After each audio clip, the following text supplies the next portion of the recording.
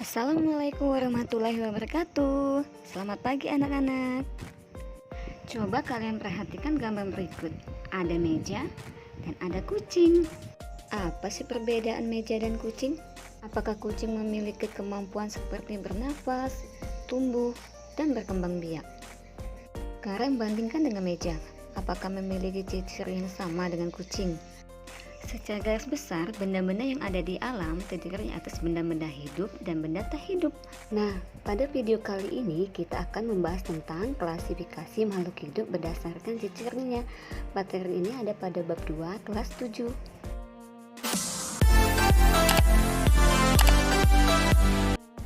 Ciri yang dimaksud tidak hanya dimiliki oleh kita manusia, tetapi juga pada hewan dan tumbuhan.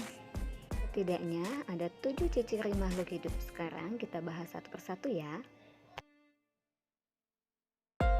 Ciri makhluk hidup yang pertama adalah bernafas. Bernafas adalah proses pengambilan oksigen dari luar tubuh untuk proses pembakaran bahan makanan di dalam tubuh. Proses pembakaran tersebut akan menghasilkan energi atau tenaga. Selain menghasilkan energi, bernafas juga menghasilkan zat sisa, yaitu CO2 dan H2O. Kemudian CO2 dan H2O akan dikeluarkan dari tubuh makhluk hidup ke lingkungannya. Ciri makhluk hidup yang kedua adalah memerlukan makanan. Coba anak-anak bayangkan, jika kita tidak makan dan minum, tentu badan kita akan lemas, bahkan akan mati. Makanan dibutuhkan manusia dan hewan untuk mendapatkan energi, sehingga kita dapat beraktivitas, tumbuh, dan juga berkembang. Lalu, bagaimana dengan tumbuhan?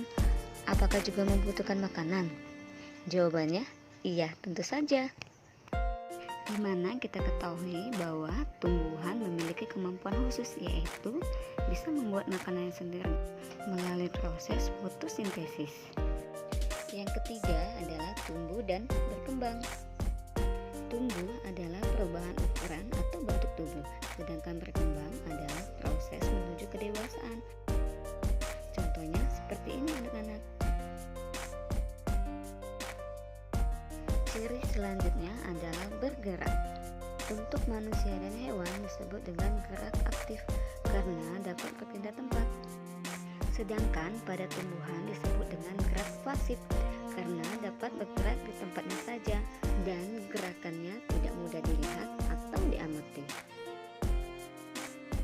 Selanjutnya adalah peka terhadap rangsangan. Coba anak-anak lihat, ada daun putri malu, kalau disentuh pasti menutup. Itu adalah salah satu contoh peka terhadap rangsangan. Contoh lainnya seperti ini nih, lihat ada tanaman yang batangnya membengkok ke arah cahaya. Itu juga termasuk peka terhadap rangsangan. Nah, kalau yang satu ini ada anak kecil yang sedang menutup matanya karena terkena cahaya yang sangat menyilaukan. Itu juga termasuk peka terhadap rangsangan. Selanjutnya adalah berkembang biak. Tujuan makhluk hidup berkembang biak adalah untuk melestarikan jenisnya agar tidak mengalami kepunahan. Pada hewan ada 3 jenis perkembangbiakan. Yang pertama ada ovipar atau bertelur. Yang kedua vivipar atau melahirkan. Dan yang ketiga ovovivipar, bertelur dan melahirkan.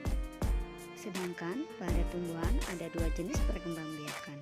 Ada dengan cara generatif, yaitu menanam dengan menggunakan biji, yaitu hasil penyerbukan antara putik dan benang sari yang terdapat pada bunga. Dan satu lagi secara vegetatif, yaitu tanpa melalui penyerbukan. Ciri selanjutnya adalah adaptasi. Yang dimaksud dengan adaptasi adalah kemampuan makhluk hidup dalam menyesuaikan diri dengan lingkungan hidupnya. Salah satu contoh adaptasi yaitu pada cicak, di mana cicak akan memutuskan ekornya pada saat dia merasa dalam keadaan bahaya. Contoh lainnya ada bunglon yang dapat mengubah warna tubuhnya seperti warna lingkungan untuk mengelabui musuhnya. Itulah tadi materi IPA tentang ciri-ciri makhluk hidup. Semoga dapat dipahami dan bermanfaat. Sampai di sini dulu, sampai ketemu di video selanjutnya. Terima kasih. Assalamualaikum warahmatullahi wabarakatuh.